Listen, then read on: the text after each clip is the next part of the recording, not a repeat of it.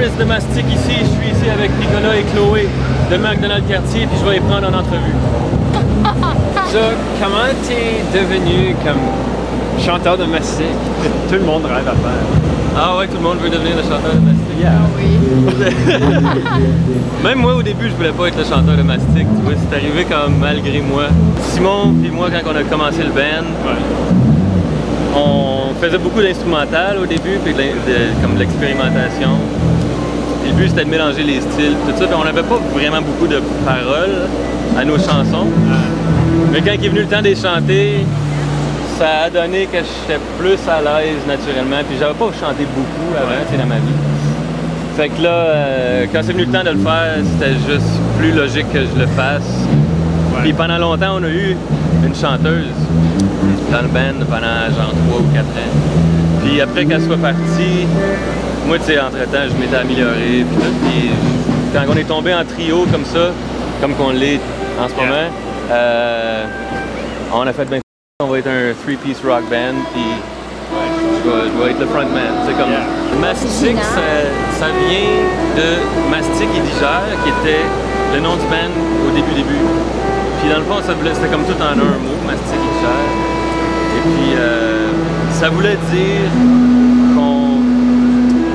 que le genre de musique qu'on faisait, c'était pas nécessairement du pré-mâché, pré-digéré comme top 40, pop stuff que tu fais juste, ouais, comme il faut mastiquer, il faut remuer, il faut écouter, puis accepter, puis tout ça, notre musique. Fait que c'est ça qu'on essaye de proposer comme un genre de défi à l'auditeur, puis aussi de rester fidèle à la musique que nous on veut faire. Fait que ça reste que c'est pas, c'est dérangeant par bout, ben dérangeant, mettons, ça serait dérangeant pour des matantes qui écoutent juste du soft rock, là. Je sais pas trop, tu sais. Fait que c'est un peu ça, c'est Mastic, c'est comme, c'est pour être un peu in your face, puis aussi le fait que nos paroles de chansons portent toujours un message engagé, ou peut-être pas politique nécessairement, mais par bout, tu sais. On s'est rendu compte que la plupart des journalistes avaient beaucoup de misère avec notre nom, Mastic et Digère, puis des anglophones aussi, puis veut pas, en Ontario français ou au Canada, on joue beaucoup, puis au Québec aussi, puis tout, mais tu vas croiser comme ton fair share d'anglophones, tu sais. Ouais. Ça fait partie de notre vie quotidienne, de parler avec des gens en anglais. Puis ils pouvaient pas prononcer notre nom, fait qu'on s'est dit, ben, tu sais, mon père est anglais, il pouvait pas prononcer mon nom de band.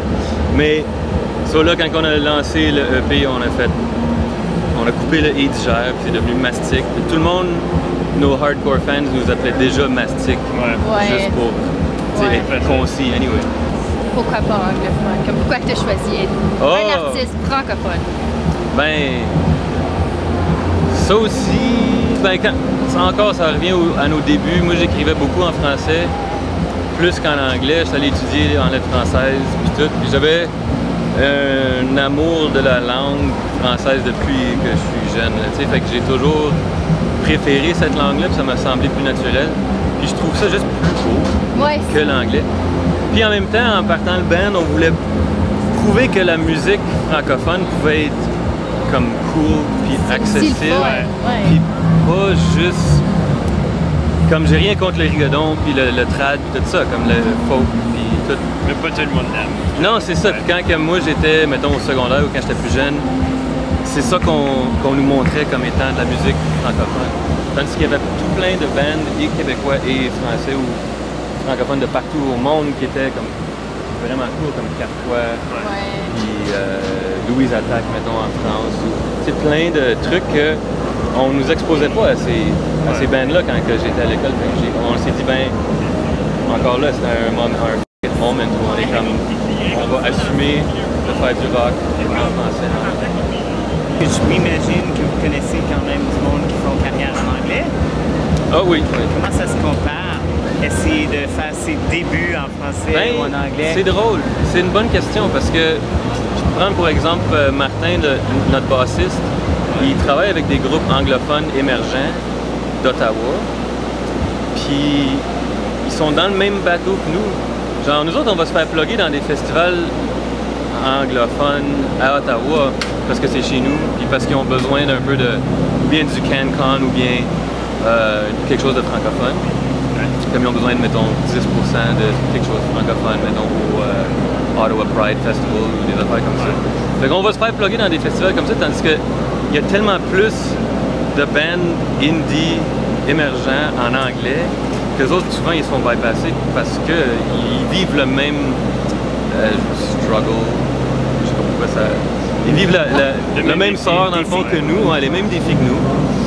Puis, mais ils sont juste plus nombreux, le marché est plus saturé en anglais. So, je peux pas dire que genre un band ottavien comme The Acorn fait beaucoup plus d'argent que nous. Ils tournent plus que nous, peut-être qu'ils sont un peu plus connus dans le sens qu'ils voyagent un peu plus. Ils sont plus big in Japan, puis des affaires de même, mais encore, ils reviennent à la maison, puis ils travaillent un 9 à 5, puis c'est un équilibre, je pense, pour tout le monde, que ce soit en français ou en anglais. En tout cas, moi, c'est ce que je vis. Mais on est chanceux d'être à Ottawa, parce que c'est vraiment bilingue, puis c'est vraiment proche du Québec aussi, fait qu'on peut voyager facilement. Qu'est-ce que tu fais? Moi, je suis cuisinier. Ah, ok. Je cook. Si je fais de la pizza. Ouais, moi aussi, je fais de la Oh, pizza. Ouais, on travaille tout. Mais on travaille de plus en plus dans la musique aussi. C'est fun. Je prends de plus en plus de temps off de ma vraie job pour faire des shows de musique, surtout cette année.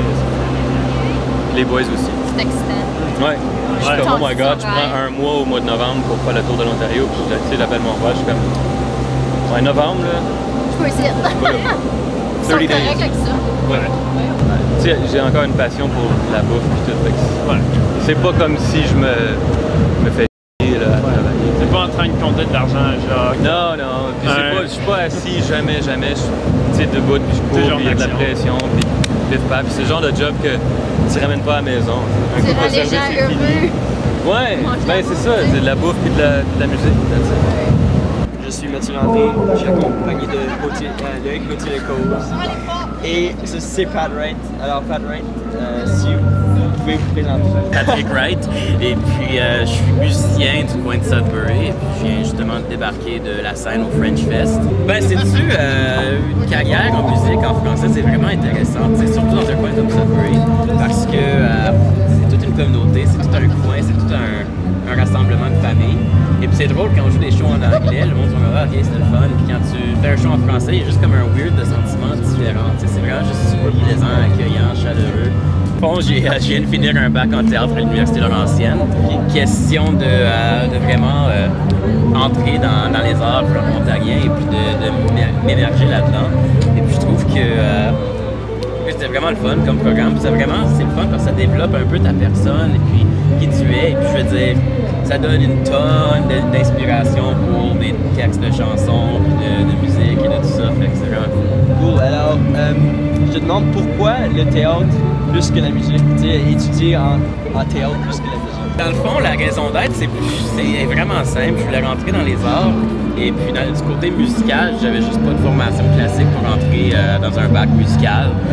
J'aurais bien aimé ça, puis ça aurait pu être le fun. Mais dans le fond, je regrette aucunement le choix de prendre un cours en théâtre. C'était vraiment une incroyable expérience pour moi. Puis, c'est ça.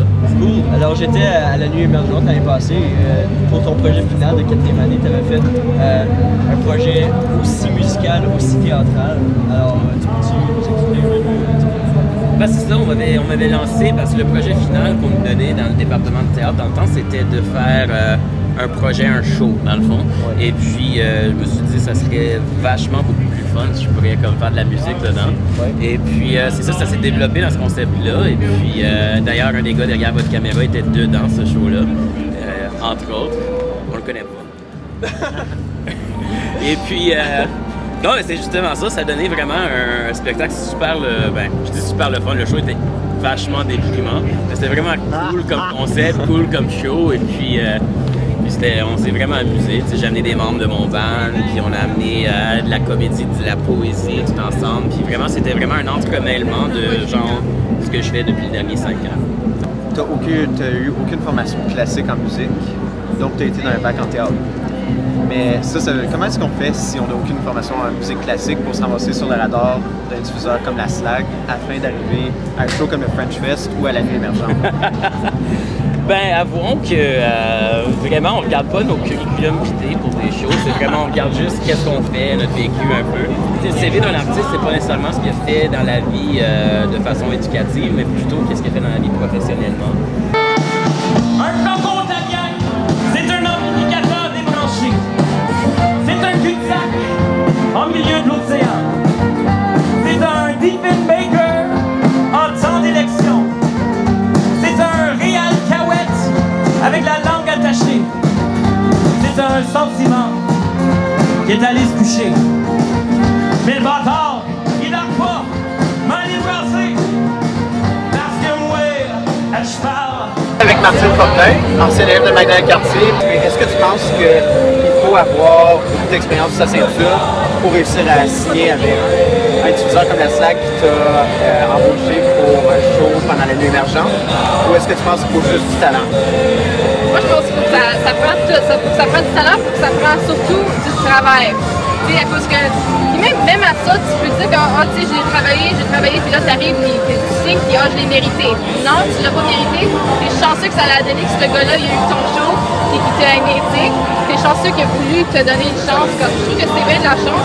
Je suis super reconnaissant de ça, parce que même avec mon point, tout ça, que ça a juste à donner que j'ai rentré dans le groupe 17, puis j'avais rentré pour le piano, j'avais même pas rentré pour le vocal. Puis là, lorsqu'ils écoutent, ils ont vu mes compositions, puis ils ont dit, ah ben là, tu chantes ça.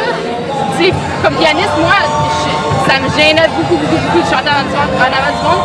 Et c'est juste question de chance qu'ils ont entendu mes compos, ils m'ont encouragé à faire la brillante, puis de là que la PCM m'a entendu, puis ils m'ont envoyé à toutes ces merveilleuses opportunités-là, ces expériences-là, puis que de là, d'autres mondes, ils ont vu. Le travail, ça a fonctionné dans le sens que le plus que le monde il me donnait de quoi à travailler, le plus que je l'appliquais. Je changeais pas ce que je faisais, mais j'appliquais des trucs qui me lançaient. Puis ça l'aide, mais je suis une grande. Je crois bien que c'est la chance avant tout. Comment tu sais de sortir de l'école secondaire pour aller dans le marché musical? Je trouve ça vraiment étrange à cause qu'en ce moment, je suis quand même étudiante de la musique. Je suis étudiante au collège Cambrian en piano classique, mais ma carrière francophone qui a débuté à travers du groupe 17 de Magdalene Cartier, s'est quand même bien propulsée. J'ai fait plein d'affaires. Puis de là, de 17, j'ai fait de la dominante qui m'a envoyé à Rond-Point. J'ai eu la chance de là, en octobre, faire Music Ontario. Puis là, les filles, c'était plus d'été, là, ça s'est terminé. La Music Valley, des choses de même. Puis là, pour Music Ontario, j'ai eu la chance de jouer avec le groupe du programme de jeunes stagiaires. Puis on a joué à un festival, tu sais, ça débouche d'autres spectacles, puis de là, tu crées des contacts, puis ça grandit de là. Mais tu sais, c'était vraiment une bonne opportunité, à cause que c'est là où, je vous dis honnêtement, c'est là où les chansons que j'utilise maintenant, j'ai vraiment tout écrit dans ce tour-là. Je trouve que c'est vraiment étrange de manière parce que même l'autre jour, je suis retournée à l'école de groupe 17, visiter l'école, puis elle dit waouh, comme ça fait 2 ans que je suis à l'école, là, ça fait. C'est étrange, mais ça fait du bien de sortir et de plus du côté adulte, de voir comment ça fonctionne pour les business. Les autos sont à l'église et j'entends quelqu'un chanter. Ici Joël Villeneuve, je suis avec Robert Paquette, qui est un gros artiste franco-ontarien. Allô Robert. Allô Joël, comment ça va? Bien. Bien. Alors, de tous les artistes que tu travailles avec dans ta carrière, c'est qui l'artiste ou la personne que tu travailles avec qui t'a vraiment fait réaliser comme wow, you know, like I made it, comme... Moi, je pense que c'est les premières fois que tu rencontres des artistes que tu as écoutés. Donc, il y avait Gilles Vigneault, que j'avais vu quand j'étais au collège. Finalement, d'être sur la même scène que lui, c'était vraiment incroyable. Alors, il y a des gens qui sont presque des légendes, puis là, tu joues avec eux autres. Ça sur scène, ça, c'est vraiment beau. Côté anglais aussi, côté français.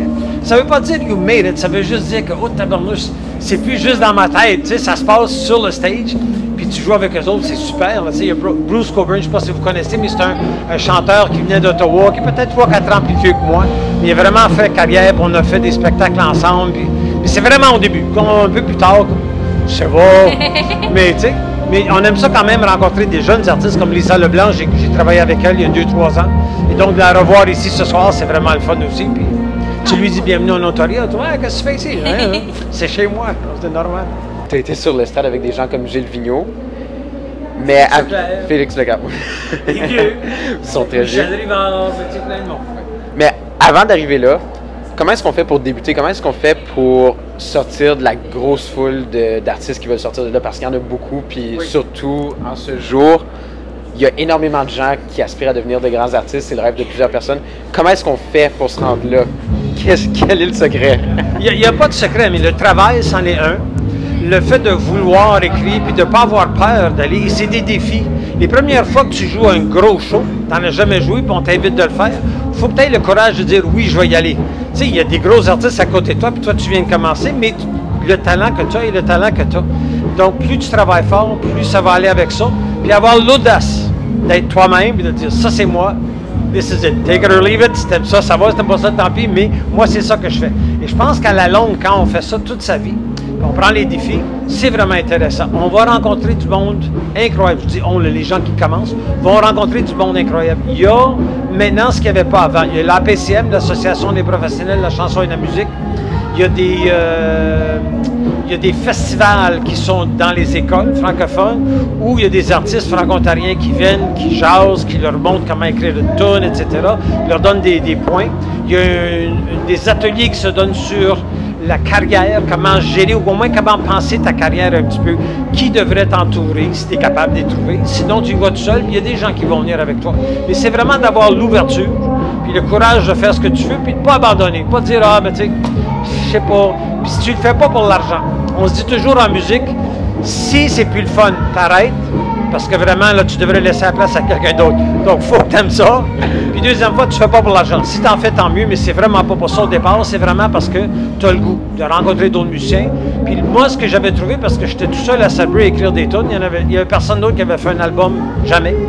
Donc, il fallait trouver du monde qui disait, ah, c'est comment on fait un album, tu sais. Puis, j'ai rencontré quelqu'un qui venait du Québec, qui était venu au festival, Jim Corcoran et Bertrand Gosselin.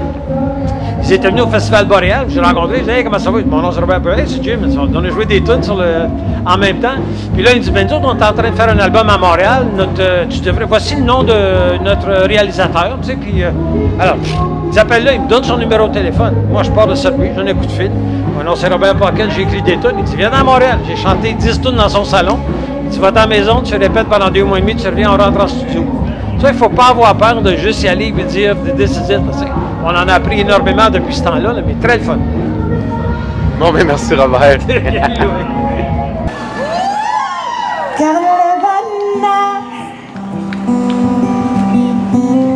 C'est pas d'avoir ce qu'on veut. Le bonheur, c'est pas d'avoir ce qu'on veut.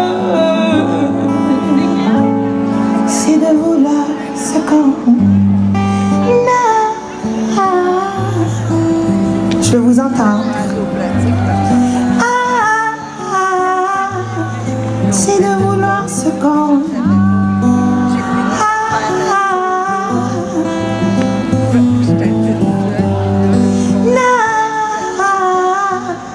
c'est de vouloir ce qu'on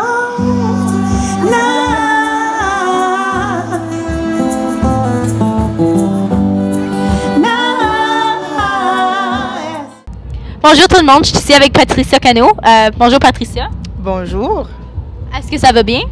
Ça va super bien. Tu viens juste de finir un show au French Fest. Alors, comment est-ce que c'est pour toi d'être capable de présenter des chansons qui sont à toi, mais aussi de faire des chansons de quelqu'un d'autre? Enfin, le sentiment, c'est un sentiment assez fort. Moi, j'adore interpréter, évidemment, mes chansons, parce que, voilà, c'est beau quand même, mais interpréter des chansons qui nous touchent, écrites, composées par d'autres personnes, ça, c'est comme ça qu'on commence. C'est comme ça que moi, j'ai commencé, j'imagine toi aussi. Donc, et de pouvoir le faire à ce niveau, le niveau professionnel, avec un house band si sublime, et d'avoir été...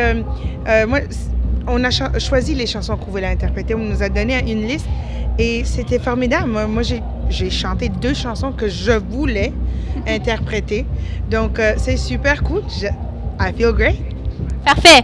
Et comme lorsque je te regarde sur scène, j'ai toujours tellement étonnée, comme tu as tellement de contrôle dans ta voix, je trouve, et avec ton vibrato, avec le fait que tu peux aller mélanger entre tes voix, comme tu as tellement de contrôle. Est-ce que ça t'a pris beaucoup de temps à être capable de chanter comme tu chantes? Ça prend du temps. Moi, j'ai 37 ans, donc j'ai commencé à chanter professionnellement à l'âge de 21, à peu près.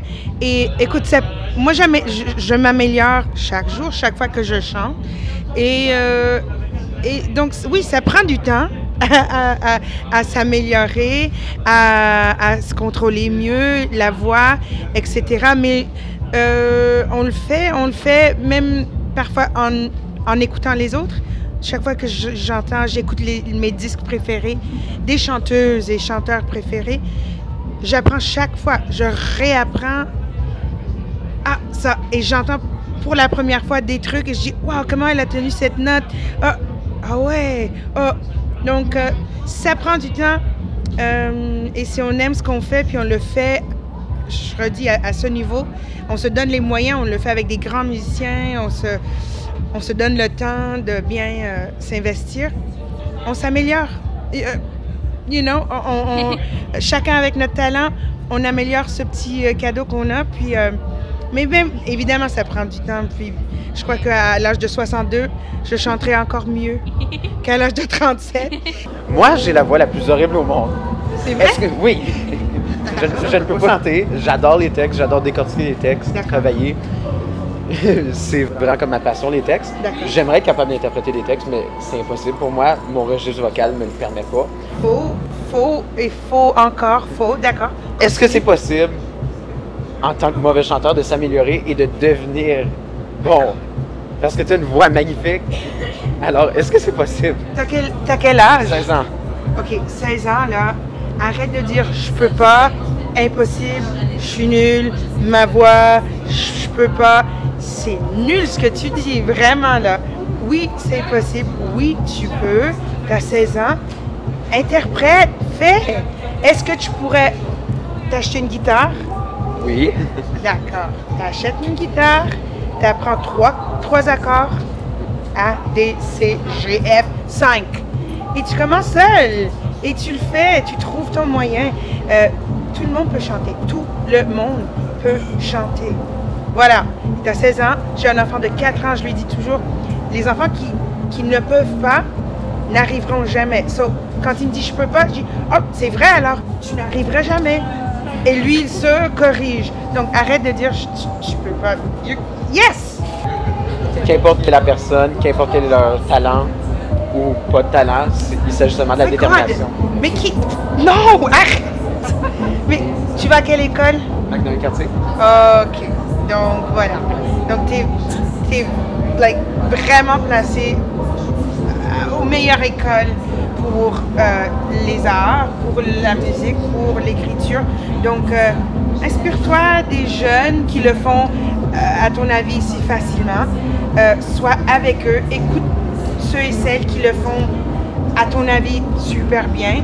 Puis, rentre chez toi et essaye de le faire aussi bien qu'eux.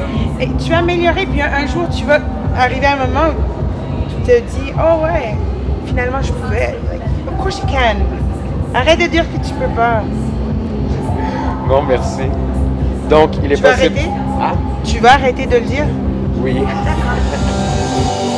J'ai des chansonniers qui font des covers de Johnny Cash.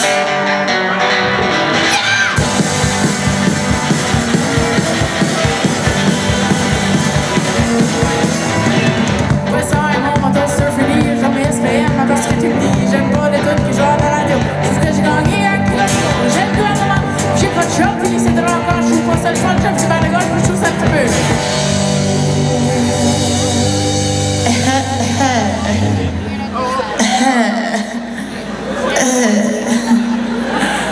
Molly Williams.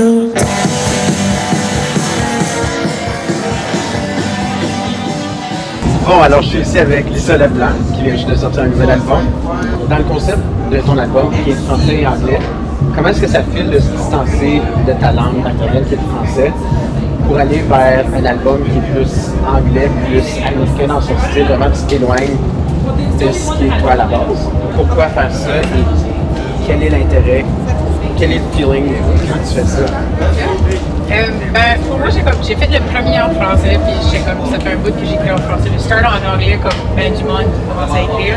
Puis à un moment donné, comme 2-3 ans passés, il y a juste comme une random tune en anglais comme sorti, j'avais complètement arrêté. Puis là, je savais pas trop quoi faire avec ça. Fait que l'idée du EP comme un mini-album est venue. J'étais comme, ben cool, c'est pas comme un full album, c'est great. Comme, je peux juste faire whatever parce que je voulais avec ça. Puis c'était ça. Pour moi, c'est naturel. Puis tu sais, tu vas parler comme d'autres monde qui font de la musique, qui sont comme des artistes au Québec. Les deux, on dirait que tout le monde passe un petit peu par les deux chemins, même si on fait franco ou anglo, je sais pas, c'est comment on dirait. J'ai jamais, j'ai pas pensé 2 fois vraiment en le faisant, c'est juste comme, ah ben tu sais, c'est ma deuxième langue. Puis, est-ce que créer un album, tu peux vraiment se censurer quand tu fais ça? Parce que toi, tu es très explicite dans tes paroles, c'est très direct, c'est straight to the point, il n'y a pas de bullshit. Alors, est-ce que tu crois qu'il faut de la censure d'un album ou est-ce qu'il faut juste être soi-même et faire ce qu'il faut? Ben, je pense pas qu'il faut pas que tu te censures. Je pense que comme, tu sais, moi, j'ai utilisé comme 2 sacs dans mes tunes, fait que là, comme, tu sais, je suis apparently trashy. Mais l'affaire, comme, moi, j'ai utilisé des sacs dans mes tunes, mettons, ok. Mais c'est pas quelque chose que j'ai utilisé de façon gratuite. Pour moi, il y avait tout le temps comme, s'il y a quelque chose il y a un sac qui est là, c'est pour une raison, puis c'est parce que la tune n'aurait pas existé sans ça. Je pense que comme, faut pas se censurer, mais faut pas y aller dans le juste comme trashy, gratuit, sans avoir comme de quoi pour te backer up avec, parce que le monde va être comme ouais. Puis en même temps, t'as raison, ça peut être absolument rien, tu peux pas, ça me tentait. C'est comme, c'est la musique, tu fais pas si tu veux, c'est ta thing, comme il n'y a pas de règles qui sont mises, tu fais pas si tu veux. Mais pour moi, ça a été ça, je suis pas direct, c'est ce que je passe, mais c'est pas comme. Il y a comme quelque chose de pensé en arrière de ça. Fait, dernière question, comment ça te file quand tu vas aux États-Unis pour écrire ces tunes-là, préparer, faire ce EP-là? Comment ça te file d'être cramé dans une van pendant des semaines et des semaines, sinon pas des mois, en road trip? Faut vraiment que t'aimes ça. Faut vraiment que comme tu veux rien faire d'autre de ta vie et que ça c'est ta ultimate passion. Moi j'ai comme, quand j'étais aux États, j'ai fait pour le fun, c'était comme juste moi-même. J'ai fait avec vraiment un road trip comme une vacance. Mais comme les fois qu'on a mettons traversé le Canada ou qu'on fait la tournée avec les gars, on est quand même 5 dans le run. Mais on est chanceux, on est une belle gang, on s'aime beaucoup, c'est pour ça que ça a marché pour autant de temps. Faut vraiment que tu aimes ça, faut vraiment que tu t'entendes bien parce que souvent tu vas être gone pendant un mois straight, puis tu te vois chaque jour, quasiment 24 heures sur 24, sauf parce que, tu sais, puis comme tu rooms ensemble aussi souvent, tu sais, comme ça, t'es tout le temps avec quelqu'un, faut que vraiment tu t'aimes, puis il faut vraiment que tu sois chill, tu sais, comme, tu laisses l'ego de côté, parce que sinon, c'est sûr qu'il y a des tensions qui se font. So, pour moi, j'ai été vraiment lucky, j'ai une super belle gang, puis j'aime vraiment beaucoup faire de la route, j'aime tout ce que je fais, puis je pourrais pas me voir faire autre chose, c'est comme ça, vraiment. Bon, merci beaucoup.